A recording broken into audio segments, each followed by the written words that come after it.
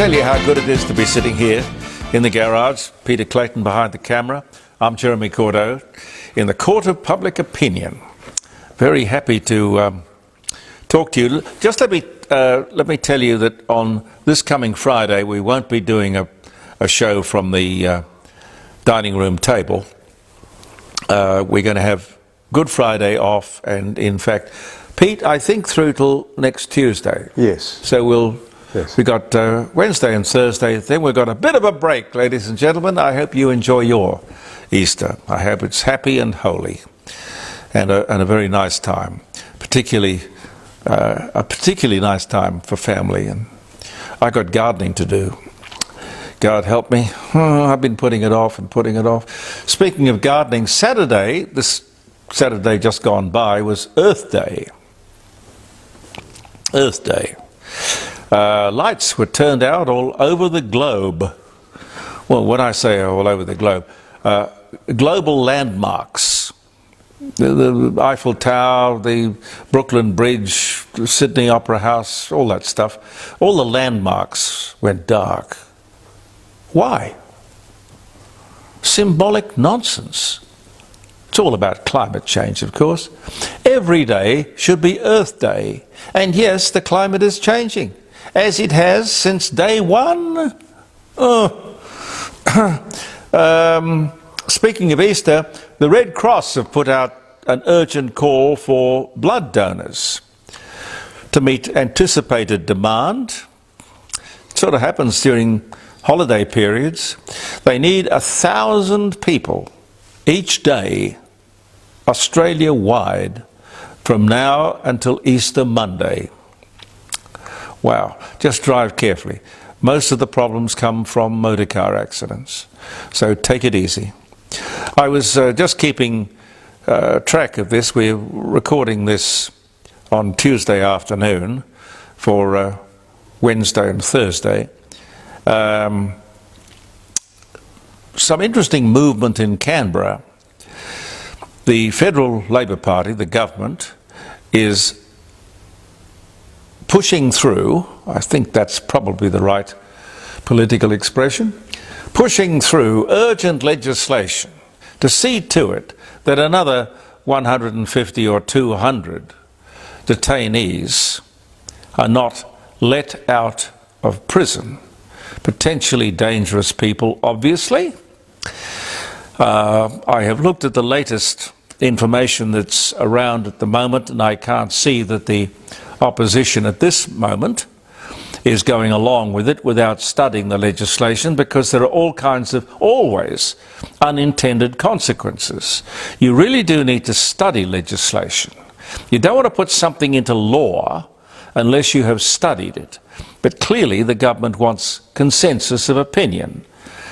They want all parliamentarians to agree. And it could be a very good thing, I think. I haven't seen the legislation, I don't know. But it seems to me it would be a good thing to get something through Parliament quickly, which is exactly what they could have done before the last piece of nonsense resulting from the High Court decision to turn these people loose on our streets. Anyway, to a large extent, we are in their hands. Oh, I mentioned to you the other day that I was going to see Oppenheimer. My son Christopher was very keen to show me Oppenheimer. He had it on his computer. God knows. Pete, do you know how that works? Not really. No? How do you get a movie, 3-hour movie on your computer? Well, yes, that's not hard, but I don't know where he gets the movies from. Perhaps we shouldn't ask. I don't know. No, I don't know. I don't know either. But, you connect it with a USB cable. Yeah. Oh, well. I must tell you that Oppenheimer, I thought was, yes, a very good movie. It's long. It's beautifully made. Characters are wonderful. Costumes are wonderful. Everything's in period. God knows where they get the clothes and the cars and all of the things, like, things on tables, telephones, and everything. Meticulously done. Very expensive movie, as I say, beautifully made, authentic and memorable. It captures a significant slice of history. with regard to the Second World War and, of course, the dropping of the atomic bomb on Hiroshima and Nagasaki. It's 3.5 hours long. It's a long movie. But one of the great recent movies, and there haven't been too many great recent movies. I haven't seen Barbie, and I haven't got any great desire to go and see Barbie, I have to tell you. I just noticed that it was very pink. Very pink. I'm told that there are beds in the corridors of South Australian hospitals. Beds in the corridors of our hospitals? What's going on? I mean, there's no emergency, there's no pandemic, there's no crisis, yet we can't accommodate routine illness. When you look at the amount of money that has been spent on hospitals and health, who is in charge of this nonsense, and when will he or she be brought to book, brought to account? Oh, speaking of such things, the NDIS continues its death spiral. Oh, heaven help us. News that one provider, and keep in mind that they have, I think, 16 authorised providers and 150,000 unauthorised providers. I can't tell you whether this particular provider was authorised or not, but this one is offering taxpayer-funded ocean cruises to recipients of his NDIS services. When will this insanity stop? And when will this totally incompetent minister be sacked? It's quite unbelievable. Now, closer to home, here in South Australia, Labor should not have won the Norwood by-election on this past Saturday. They did, but it was with a reduced primary vote. In fact, when you look at both the major parties, they seem to be losing their core support. But anyway, the big story, I think, is the failure of the Liberal Party. It is an indictment of the party, the campaign that they ran, and its leadership. It really is. I know that Dunstan, Norwood, wasn't a safe Liberal seat. I think it's been Liberal for 12 years or a bit more, I don't know, but it's been traditionally a Labor seat, but of recent times it's been a Liberal seat. But they still should have won that seat, the Liberals, if only to tell the government we don't want the voice to state parliament, which of course people overwhelmingly voted against at the national referendum. And this government seems to be hell-bent on pushing it through. We don't care what you want, it's what we want. And what of the Greens? I don't understand the Greens. Their appeal to younger voters? Why? Where is younger, aspirational Australia? The Greens aren't green. Well, in my opinion, they're not green. They're red. They are extremists. And further to all of this, I really wish we just had a simple first past the post electoral system. Look, I've heard all the arguments, oh, well, if your first vote doesn't seem to do any good, your second preference and third preference, you've got several bites at the cherry kind of thing. I don't buy that. A simple first past the post system. Or if you can't do that, then an optional preferential voting system. I remember talking to Dean Jench, who was a professor of politics at Flinders, I think it was, Flinders University. He was a great advocate of the optional preferential voting system, where you could just do a simple first past the post vote, or you could have options. You could have preferences as well. Now, he knew more about elections and politics than anyone I have ever met in my life. Dean Jench, great guy. A tradie shortage in Australia?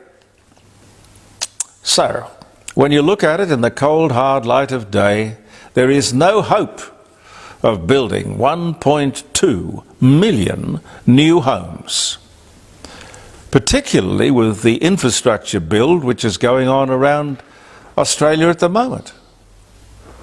None of it adds up. And you know, the really sad thing is the media, no one stands up and says, would you explain the math to me?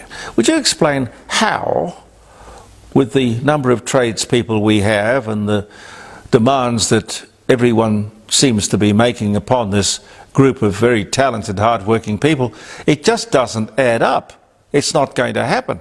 But of course the media just goes along with it. They take the press release, the media release, and they go away and they write up the story. They have no interest or, I don't know, talent or something to stand up there and say, I'm sorry, please explain, how does this work? You never hear it. You never hear it.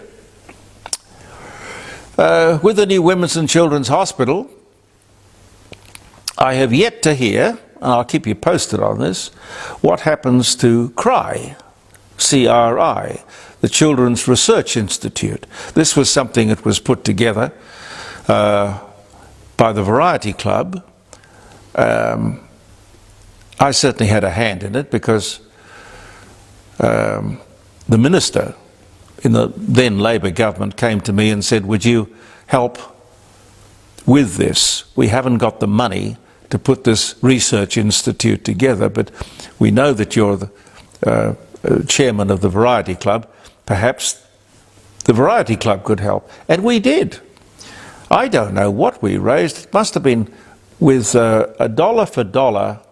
We put in a dollar, the government put in a dollar. It must have been about $3 million.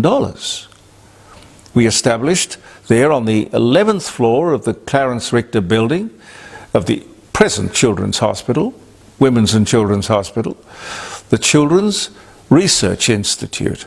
Now, I've not heard anybody say anything about what happens to that in this move to this gee whiz bells and whistles new hospital. I don't know, but let me keep you posted on that because there's an awful lot of public money involved in that floor of the Clarence Richter building. Can't do it now, but I think best to do it probably on one of our Friday programs, maybe Friday week. There's a thing that I saw on Channel 7 News. I had heard about it before, to be honest. It's called the Repair Cafe, and it's a great idea. You know, we put so much useful stuff out to landfill for no good reason. Well, it's a throwaway society, isn't it? It breaks down, or it's almost like if the batteries go flat, you throw it away. No, I think that older-fashioned sort of appliances and bits and pieces were repairable. The modern stuff, not so much. But the Repair Cafe is a great idea, and we'll talk about that. If I can get it organised Friday week, we will do it. I think there are about 4 or 5 repair cafes around Adelaide where you can take stuff that's just stopped or broken down along, and there are very clever, usually older people who know how to fix things, repair things. The Repair Cafe. Later, I won't forget that because I think it's a great story. A study seems to indicate that school bullies. Now, we've all known school bullies. Pete, did you have any bullies when you were a kid? Well, see, I palled up with the biggest kid in the class. Not dumb. Well, I had a protector. No, I had a guardian. Oh, I didn't. I'm sorry. No, I didn't. But the idea that school bullies do better in later life than their victims. Now, I don't know, they're more successful, richer? Where's the justice in all of this? I don't know. Anyway, I'll tell you the story. They tracked 7,000 school children from the age of 10 for 50 years. It's a UK study, and without doubt, the childhood bullies, the kids with attitude, aggressive kids, aggressive students, went on to be more prosperous. They went on to be the bosses, the ones who call the shots. It's interesting. Well, I suppose it makes sense in a way. It could be argued that the corporate culture, the competitive world, the business world would suit a bully. But it doesn't say here in the story that I looked at anywhere that the school bullies continued their bullying behaviour into later life. But I'm fond of saying to you, one of my favourite sayings is, as the twig is bent, so shall grow the tree. It's worth remembering. It's what gives parenting such a huge responsibility. Now, the Rising Sun on Bridge Street, one of our sponsors, Kensington Road, well, it's not Kensington Road, it's in the suburb of Kensington, 60 Bridge Street, just off Kensington Road. If you phone Grant on, well, I guess you're going to phone him here in Adelaide, although it's a bit worrying because you might be watching this in Sydney, Melbourne, New York, anyway, look, it's 8333, and if you're in another state of Australia, it's 08, and not that you're going to be booking lunch if you're coming in from New York, are you? No, I get carried away. It's 8333 0721. Yep. 8333 0721. Lovely old world charm, open fires, lots of different areas where you can organise different functions, from a quiet romantic evening for two to a corporate do with, you know, as many people as you want. Talk to Grant on that telephone number. 60 Bridge Street at Kensington. Well, how many years old is it? 1845. How many years old is that? 579, I think. 179? Yeah, 179, yeah. Wow, it's in amazingly good condition for that. Yeah. The bar is beautiful, the atmosphere is great, the food is fantastic. Have a talk to Grant. 8333 0721. You remember the Royal Commission we had into the disabled? One of the areas of most concern turned out to be segregated schools for kids. The commissioners at the time were divided on what to do about it, but eventually agreed to phase out special or segregated schools for the disabled. And if you listen to the ABC, of course, you can't say for the disabled, you have to say for people with a disability. I don't know what the difference is. It's part of this woke political correctness crap. Anyway, I reported all of this to you at the time. It seemed to me to be a very strange decision. You only have to look at NAPLAN results to realise that our current method of teaching is not working terribly well. Here in South Australia, for example, we only have 3 schools in the top 100, which is a fail in anybody's language. If you were to impose upon this struggling system children with special needs, the whole thing would collapse, I would think. Teachers would run out of classrooms, pulling their hair and screaming their lungs out. It's a perfect case of throwing out the good in pursuit of the perfect.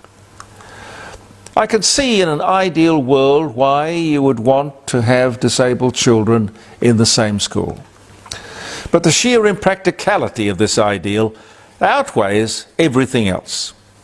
School is there to teach us about life, get us ready for life, and all that life throws at us. Everything: prejudice, difference, challenge, ridicule, reward, disappointment. This is where kids, disabled or not, have to learn how to cope and live in a world where everybody is different. Life is terrific, but it's not without its challenges. Do you remember that man I told you about? I think it was last week. Pete, do you remember the guy who got polio when he was 6? No, I don't remember. Well, it made an impression on me. I can jump puddles. No, it wasn't I can jump puddles. This was the guy who lived in an iron lung, got polio at 6, and he lived in that iron lung for the next 70 years. And he died at 76. It was last week, I'm pretty sure. He was aged 76. But when he died, he looked back on a life in an iron lung, but he got a law degree. He argued cases successfully. He wrote 5 books. And some say he was disabled. I would say he was gifted. Not lucky. But he made his own luck. And he led an inspirational life, an exceptional life, just as Professor Stephen Hawking did. School is preparation for life. Life is where we meet people of all shapes and sizes, all kinds of abilities and disabilities and talents. School is like life. One size does not fit all. We are not, no, what can I say? We're individuals. And we should never let people treat us the same. But having said that, you don't want to disadvantage the classroom any further than it is already challenged and disadvantaged. They talk about all of this as segregation, you know, separating the able from the disabled. The same people who wanted the voice, these are the same people. They are totally against segregation. Incredible. On one hand, you've got able-bodied children. On the other, you have disabled, each different. No one's better, just different. Just as you'd put the smarter kids in the A class and the not so smart kids in the C class, where I spent most of my school days, I must tell you. You know, you're streaming people so that they get the appropriate attention. It's not discrimination, it's a caring judgment to benefit people, not to discriminate against people.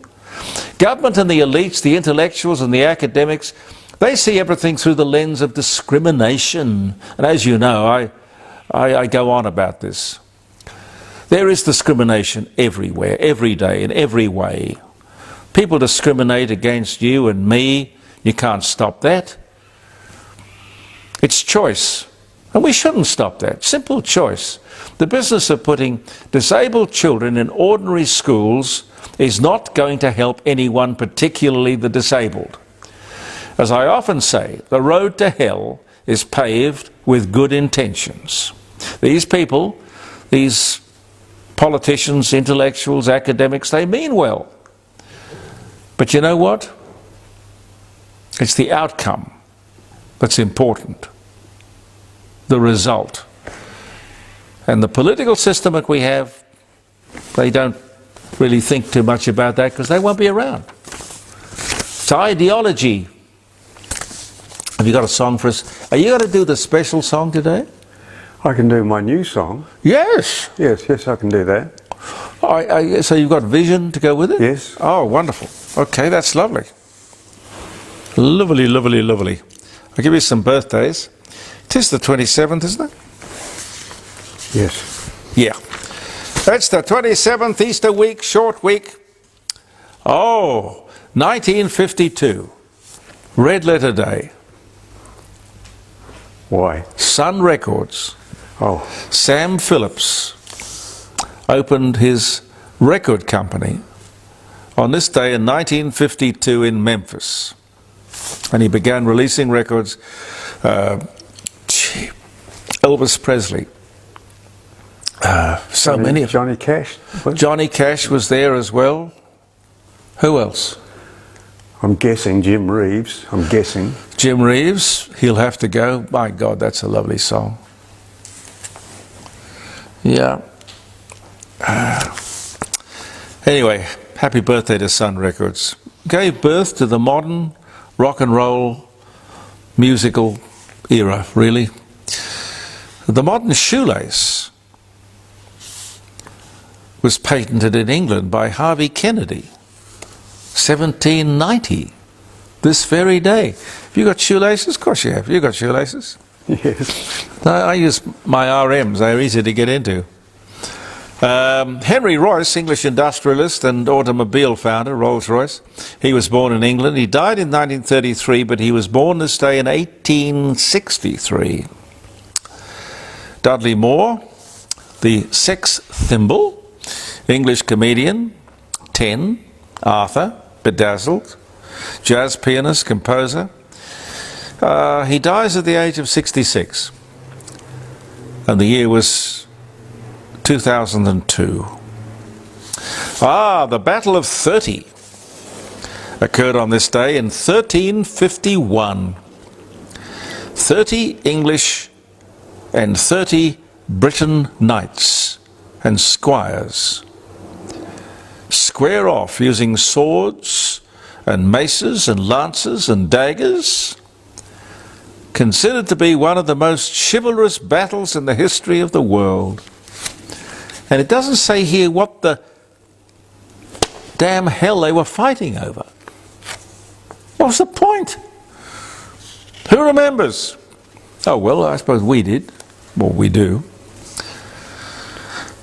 Patti Smith Hill, American composer, teacher, songwriter, wrote Happy Birthday. Wow. Born in Kentucky, died 1946, 1868, and they still make a fortune out of the royalties that come from people singing and playing Happy Birthday to you. Which I say to you if it's a special day. Yuri Gagarin, Russian cosmonaut, first man into space aboard Vostok 1, dies in a MiG-15 plane crash at the age of 34. Yeah. He orbited the Earth for 108 minutes, making Yuri Gagarin also the first human to orbit the Earth. Gagarin, his response shortly before the launch was simply, "Let's go." Anyway, he and a flight instructor died in a plane crash during a routine training mission. You could go all the way up there and you could do all of that and you die in a light plane crash. When your time is up, I sense your time is up. Gloria Swanson's time was up. She died 1983, but she was born on this day in 1899. Actress, Sunset Boulevard, Queen Kelly, born in Chicago. Milton Berle, Uncle Milty, dies at 93. The year was 2002. We got to go. Thank you so much for being with us. Have a wonderful day. Not sure what time of day you're watching this, but thank you for being with us in the Court of Public Opinion. I'm Jeremy Cordo. Peter Clayton and I will be back tomorrow. Believe in yourself, and here is a new song.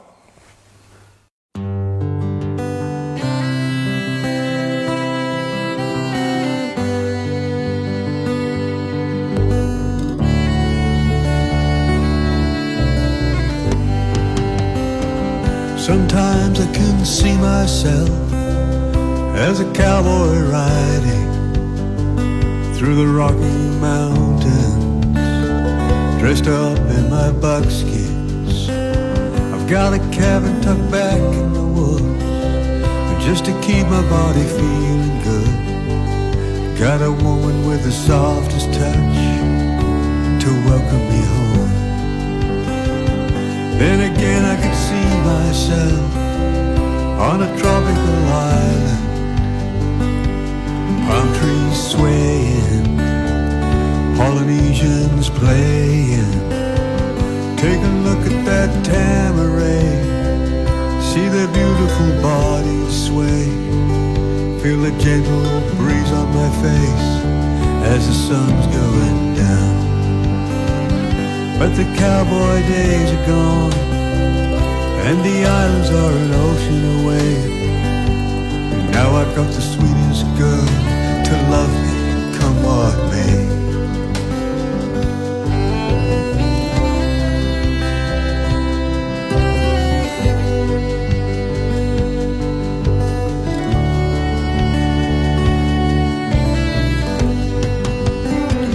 I wanna walk in the breaking sun, catch the morning stars on the run. In the mirror of my lover's eyes, her smile tells me we're one. Yeah, the cowboy days are gone, and the islands are an ocean away. Now I've got the sweetest girl to love me, come what may.